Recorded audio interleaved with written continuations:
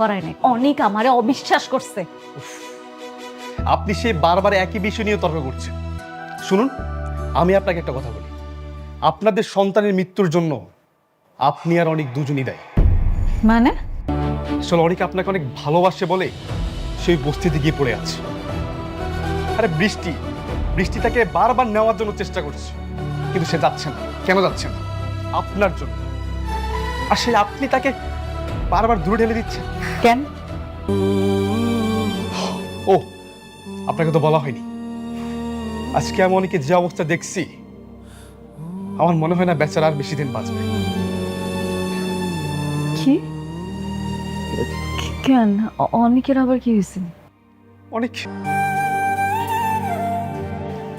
মারে অনেকটা তুই মাফ করে দে।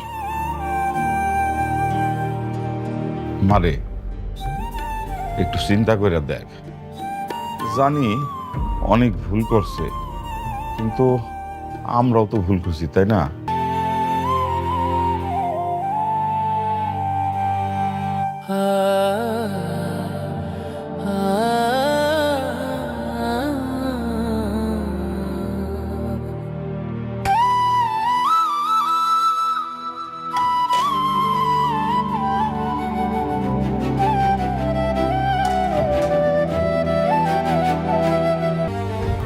আমি তোমাকে ছাড়া কোথাও যাব না।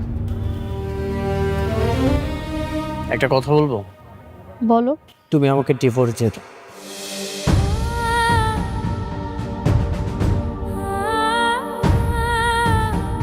এই নাটকের কাহিনী এখন যে অবস্থায় এসে দাঁড়িয়েছে তাতে সামনের দৃশ্যগুলো খুব সম্ভবত দর্শকদের চোখের জল ধরে রাখতে দেবে না। আমার মনে হচ্ছে সাব্বিরের ওই কঠিন কথাগুলো শোনার পর মেঘলার ভেতরে এক বিশাল ঝড় বয়ে যাবে। সে যখন একা হয়ে নিজের ঘরে বসবে তখন তার চোখের সামনে অনিকের ওই শুকনো মুখটা আর নিজের হাতে রান্না করে আনা ডিম ভুনার বাটিটা বারবার ভেসে উঠবে।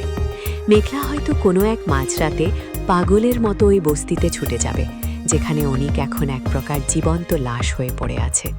সেখানে গিয়ে মেঘলা হয়তো দেখবে অনিক জ্বরে কাতরাচ্ছে, অথবা বৃষ্টির সাথে তার কোনো একটা ঝগড়া হচ্ছে। মেঘলা যখন দেখবে অনিক আসলে বৃষ্টির দিকে ফিরেও তাকাচ্ছে না, বরং বৃষ্টির দেওয়া সব সুবিধা পায়ে ঠেলে ওই ভাঙা ঘরে পড়ে আছে শুধুমাত্র মেঘলার স্মৃতি নিয়ে, তখন মেঘলার সব রাগ আর অভিমান মুহূর্তেই ধুলোয় মিশে যাবে। তারা দুজনে একে অপরকে জড়িয়ে ধরে যে কান্নার দৃশ্যটা তৈরি করবে, সেটা হবে এই নাটকের সবচেয়ে শক্তিশালী মুহূর্ত। তবে শুধু এক হলেই তো হবে না, রাতুল আর বৃষ্টির যে পাপের সাম্রাজ্য, সেটা ভাঙা খুব জরুরি। আমার প্রেডিকশন হলো সাব্বির চুপ করে বসে থাকবে না। সে হয়তো গোপনে ওই হাসপাতালের সেই অসাধু ডাক্তারের খোঁজ বের করবে যে টাকার বিনিময়ে ডিএনএ রিপোর্ট বদলে দিয়েছিল। সাব্বির সেই প্রমাণগুলো নিয়ে মেঘলার কাছে হাজির হবে। এরপর মেঘলা তার আগের সেই তেজ নিয়ে ফিরে আসবে, তবে এবার অনিকের বিরুদ্ধে নয়, বরং রাতুলের বিরুদ্ধে। রাতুলের ওই বিয়ের আসরে মেঘলা আর সাব্বির মিলে হয়তো পুলিশের উপস্থিতিতে সব সত্যি ফাঁস করে দেবে। রাতুল যখন দেখবে তার সব চাল উল্টে গেছে, তখন সে হয়তো পালানোর চেষ্টা করবে, কিন্তু শেষ রক্ষা হবে না। আর বৃষ্টির অবস্থা হবে খুব করুণ, কারণ সে ভালোবাসার নামে যা করেছে তা ছিল আসলে একটা সাজানো নাটক, যা শেষ পর্যন্ত তাকে একাই করে দেবে। পুরো নাটকটি নিয়ে যদি আমার গভীর মতামতের কথা বলি, তবে বলতে হয় এটি আমাদের বর্তমান সময়ের এক নির্মম বাস্তবতাকে চোখে আঙুল দিয়ে দেখিয়ে দিচ্ছে। এই নাটকের প্রধান শত্রু কিন্তু রাতুল বা দৃষ্টি নয়, বরং প্রধান শত্রু হল অবিশ্বাসের বিষ। একটা সুন্দর সাজানো সংসার কিভাবে মাত্র একটা কাগজের টুকরো আর কয়েকটা মিথ্যা কথার জন্য তছনছ হয়ে যেতে পারে, তা এখানে দারুণভাবে ফুটে উঠেছে। অনিক চরিত্রটির ওপর আমার যেমন মায়া হচ্ছে, তেমনি তার ওপর কিছুটা রাগও হচ্ছে। একটা মানুষ কতটা ভেঙে পড়লে নিজের স্ত্রীর ওপর এতটা অবিশ্বাস আনতে পারে যে সে দ্বিতীয়বার কোনো ডাক্তারের কাছে যাওয়ার প্রয়োজন মনে করল না? অনিকের এই দুর্বলতাকেই রাতুল পুঁজি করেছে। আবার মেঘলার চরিত্রটা খেয়াল করলে দেখা যায় সে একজন স্বাবলম্বী এবং আত্মসম্মানবোধ সম্পন্ন নারী, কিন্তু তার এই আত্মসম্মান যখন ইগো বা অহংকারে রূপ নিল, তখন সে আর বাছবিচার করতে পারল না। সে অনিককে ক্ষমা করার বদলে তাকে তিলে তিলে মরতে বাধ্য করল। আসলে মেঘলার মনে ক্ষোভ ছিল যে তার সন্তান মারা গেছে অনিকের অবহেলার কারণে, কিন্তু সাব্বির যখন চোখে আঙুল দিয়ে দেখিয়ে দিল যে মেঘলারও সেখানে দায় ছিল, তখনই মেঘলার ভুলটা ভাঙল। আমরা মানুষরা সবসময় অন্যের ওপর দোষ চাপাতে ভালোবাসি, কিন্তু নিজের ভুলটা সহজে দেখতে পাই না। এই নাটকে সাব্বির চরিত্রটি হলো এক নিঃস্বার্থ ভালোবাসার প্রতীক। সে চাইলে মেঘলাকে বিয়ে করে নিজের আখের গুছিয়ে নিতে পারত, কিন্তু সে জানত যে মেঘলার শরীর তার পাশে থাকলেও মনটা সবসময় অনিকের কাছেই পড়ে থাকবে। তাই সে বড় মনের পরিচয় দিয়ে তাদের দুজনকে এক করার চেষ্টা করছে। এই নাটকের মাধ্যমে আরও একটা বড় শিক্ষা পাওয়া যায়, আর তা হলো মা বাবার প্রতি দায়িত্ব। শুরুর দিকে যখন অফিসের মেয়েটি মেঘলার মা বাবাকে অপমান করল, তখন মেঘলার প্রতিক্রিয়া ছিল একদম যথাযথ। এটা দিয়ে বোঝানো হয়েছে যে আপনি যত বড় পজিশনেই থাকুন না কেন, আপনার শেকড় অর্থাৎ আপনার মা বাবাই হলো আপনার আসল পরিচয়। আবার অনেক যখন তার মা বাবার জন্য ডিম ভুনা নিয়ে অনুষ্ঠানে এলো, সেখানে মেঘলার রূঢ় ব্যবহারটা ছিল দেখার মতো। এক বুক ভালোবাসা নিয়ে আসা একটা মানুষকে যখন কেউ বাইরের মানুষ বলে পরিচয় দেয়, তখন সেই মানুষের বেঁচে থাকার আর কোনো অবলম্বন থাকে না। এই নাটকের ট্র্যাজেডি হলো ওই নিষ্পাপ শিশুটি, যে পৃথিবীতে আসার আগেই মা বাবার জেদ আর বাইরের মানুষের ষড়যন্ত্রের শিকার হয়ে প্রাণ হারালো। এই ক্ষতি কোনোদিন পূরণ হওয়ার নয়, তবুও জীবন থেমে থাকে না। আমার মতে নাটকের শেষে হয়তো দেখানো হবে যে অনিক আর মেঘলা এক হয়েছে ঠিকই, কিন্তু তাদের মনের কোণে ওই হারানো সন্তানের স্মৃতি সারা জীবন একটা দীর্ঘশ্বাস হয়ে থাকবে।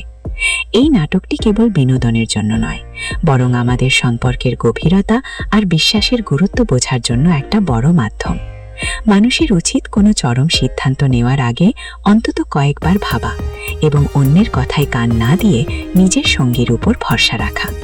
শেষ পর্যন্ত ভালোবাসা আর সত্যেরই জয় হবে, এটাই আমাদের চাওয়া। রাতুলের মতো টাউট আর বৃষ্টির মতো ষড়যন্ত্রকারীরা হয়তো সাময়িকভাবে জিতে যায়, কিন্তু ইতিহাসের পাতায় তাদের নাম সবসময় ঘৃণার সাথে উচ্চারিত হয়। এই গল্পটি আমাদের শেখায় যে জীবনটা সিনেমার মতো সহজ নয়। বাস্তবতার ধাক্কা অনেক সময় মানুষকে চেনা পথ থেকে অনেক দূরে সরিয়ে নিয়ে যায়, তবুও ফিরে আসার পথটা সবসময় খোলা থাকে, যদি মনে প্রকৃত ভালোবাসা থাকে।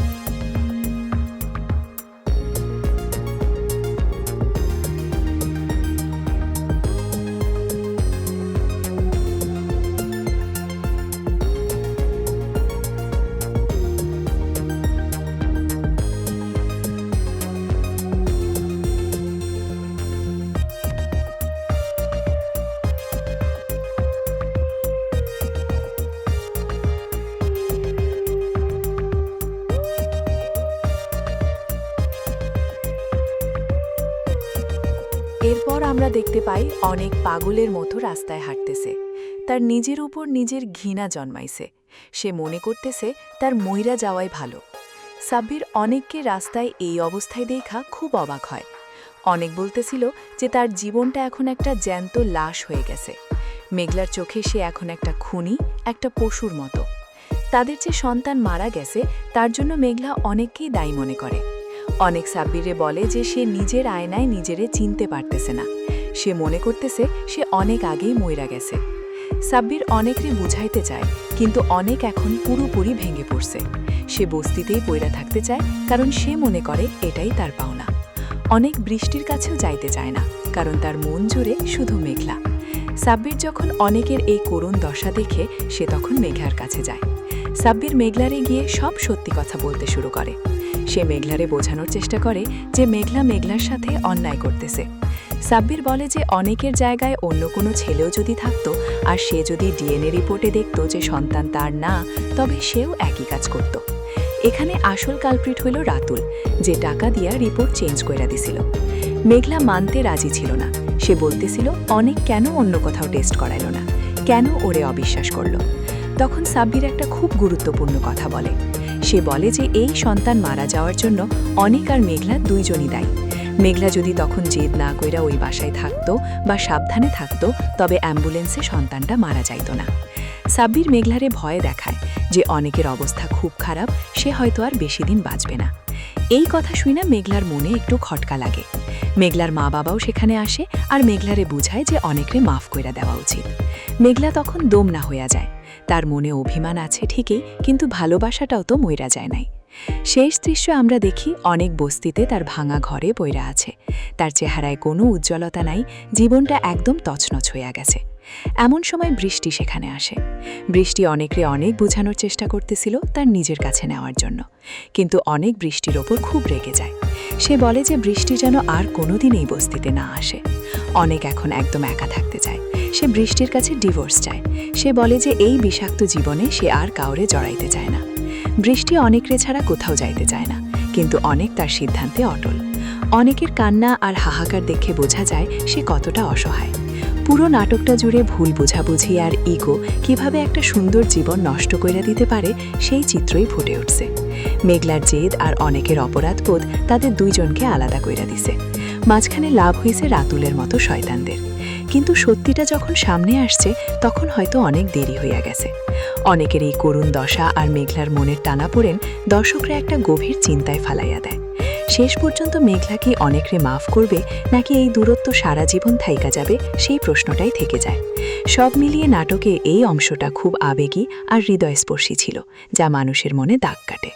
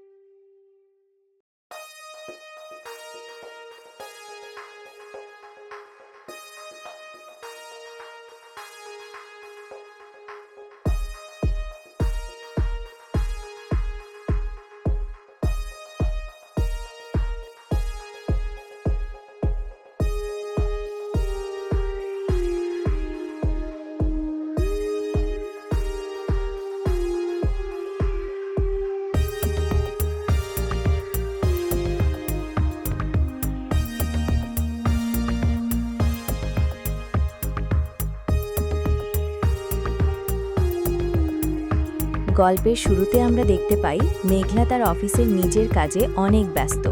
ঠিক ওই সময় তার বাবা আর মা সেখানে হাজির হয়, কিন্তু মেঘলার অফিসের একটা মেয়ে তাদের সাথে খুব খারাপ ব্যবহার করতে থাকে।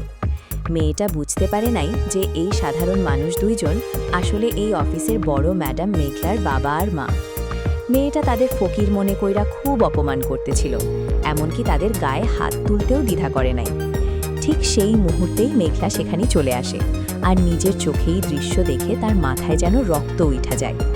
মেঘলা নিজের মা বাবারে জড়িয়ে ধইরা কাঁদতে থাকে, আর ওই মেয়েটার ওপর প্রচণ্ড রেগে যায়। মেঘলার বাবা মা তো সহজ সরল মানুষ, তারা মেয়েটারে মাফ কইরা দিতে বললেও মেঘলা সেটা শোনে নাই। সে সরাসরি মেয়েটারে চাকরি থেকে বরখাস্ত কইরা দেয়। মেয়েটা অনেক কান্ডাকাটি কইরা মাফ চাইছিল, কিন্তু মেঘলার অফিসের রুলস হইল আগে ভালো ব্যবহার শিখতে হবে, তারপর চাকরি। মেঘলা সিকিউরিটি ডাইকা ওরে অফিস থেকে বের কইরা দেয়। এরপর মেঘলা তার মা বাবার কাছে মাফ চায় যে তার অফিসে আইসা তাদের এমন অপমান সহ্য করতে হইল। কিন্তু তার বাবা অনেক উদার মনের মানুষ, সে বলে যে মেয়েটা তো চিনতে পারে নাই, তাই এমন করছে। এই ঘটনার মধ্য দিয়ে মেঘলার পরিবারের প্রতি তার ভালোবাসা আর সম্মানের দিকটা পরিষ্কার বোঝা যায়। এরপর দৃশ্য পাল্টায়, আমরা দেখতে পাই সাব্বির আর মেঘলা একটা জায়গায় বসে কথা বলতেছে। সাব্বির মেঘলারে খুব পছন্দ করে, সে মেঘলার অনেক খেয়াল রাখে। সাব্বির বলতেছিল যে অনেক এখন বস্তিতে পইরা আছে, বৃষ্টির কাছে চইলা গেছে। সাব্বির আসলে মেঘলারে বুঝাইতে চাইছিল যে মেঘলা যেন অনেকরে ভুইলা যায়। সে বলে যে যে মানুষটা তোমারে ভালোই বাসে না, তার জন্য কেন এত কান্নাকাটি করতেছ। সাব্বির মেঘলারে প্রস্তাব দেয় যে মেঘলা যেন ওরে ডিভোর্স দিয়া সাব্বিরের হাত ধইরা নতুন কইরা জীবন শুরু করে। সাব্বির খুব আবেগ দিয়া কথাগুলা বলতেছিল, কিন্তু মেঘলার মনে তো কেবল একজনই বাস করে, আর সে হইল অনেক। মেঘলা সাব্বিররে পরিষ্কার জানায় দেয় যে সে সাব্বিরের মনের খবর জানে, কিন্তু সে কোনোদিনও সাব্বিররে ভালোবাসতে পারবে না। মেঘলার কথা হইল সে অনেকরে ভালোবাসে, আর মৃত্যুর আগ পর্যন্ত ওরেই ভালোবাসবে। তাদের সম্পর্কটা এখন অনেকটা রেল লাইনের সমান্তরাল দুইটা পাতের মতো হয়ে গেছে, যারা সারা জীবন পাশাপাশি চইলাও কোনোদিন এক হইতে পারে না। সাব্বির খুব কষ্ট পায় মেঘলার কথা শুইনা, কিন্তু সে মেঘলার সিদ্ধান্তরে সম্মান জানায়। সাব্বির সেখান থেকে চইলা যাওয়ার সময় ব্লাস্ট হয়ে যায় যে মেঘলা আসলে কতটা একরোখা, আর তার ভালোবাসা কতটা গভীর। এরপর আমরা দেখতে পাই একটা খুশির আমেজ।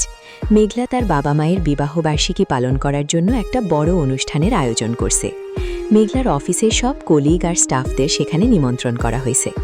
মেঘলা সবার সামনে বলতেছিল যে ছোটবেলায় তারা খুব গরিব ছিল, তাই তার মা বাবা কোনোদিন বিবাহবার্ষিকী পালন করতে পারে নাই। এখন আল্লাহ তারে তৌফিক দিছে, তাই সে ধুমধাম কইরা এটা পালন করতে চায়। সবাই খুব খুশি হইয়া হাততালি দিতেছিল। মেঘলা তার মা বাবার সাথে কেক কাটতে যাবে, ঠিক ওই সময় সেখানে অনেক হাজির হয়। অনেকরে দেখাই মেঘলার মেজাজ বিগড়ে যায়। অনেক নিজের হাতে যত্ন কইরা মেঘলার প্রিয় খাবার ডিম ভুনা রান্না কইরা আনছিল। সে ভাবছিল মেঘলা হয়তো তারে দেখা খুশি হবে, কিন্তু মেঘলা সবার সামনে অনেকরে অপমান করা শুরু করে। মেঘলা বলে যে এটা একটা পারিবারিক অনুষ্ঠান, আর অনেক তো এই পরিবারের কেউ না, সে তো বাইরের মানুষ। এই কথা শুনে অনেক আকাশ থেকে পড়ে। একটা সময় সে মেঘলার সবচেয়ে কাছের মানুষ ছিল, আর আজ সে বাইরের মানুষ হয়ে গেল। মেঘলার মা বাবা অনেকরে অনেক ভালোবাসে, তারা অনেকরে কেক খাওয়াইতে চায় আর অনুষ্ঠানে রাখতে চায়, কিন্তু মেঘলা এক জেদ ধইরা বসে থাকে। সে বলে যে যদি অনেক এখানে থাকে তবে সেই অনুষ্ঠান থেকে চইলা যাবে। অনেকের খুব অপমান লাগে, সে চোখের পানি মুছা সেখান থেকে চইলা যায়। যাওয়ার সময় সে ওই ডিম ভুনার বাটিটা সেখানে রাইখা যায়, আর বলে যে যদি ইচ্ছা হয় তাইলে খাইও। মেঘলার এই কঠোর রূপ দেখা বোঝা যায় তার মনে অনেকের ওপর কতটা ক্ষোভ জমা হইয়া আছে। গল্পের আরেকটা মোড় আসে রাতুলের মাধ্যমে। রাতুল হইল এই নাটকের ভিলেন, যে কিনা মিথ্যা বইলা মেঘলা আর অনেকের সংসার ভাঙছে। আমরা দেখতে পাই মিলা নামের একটা মেয়ের সাথে রাতুলের বিয়ের কথা চলতেছে।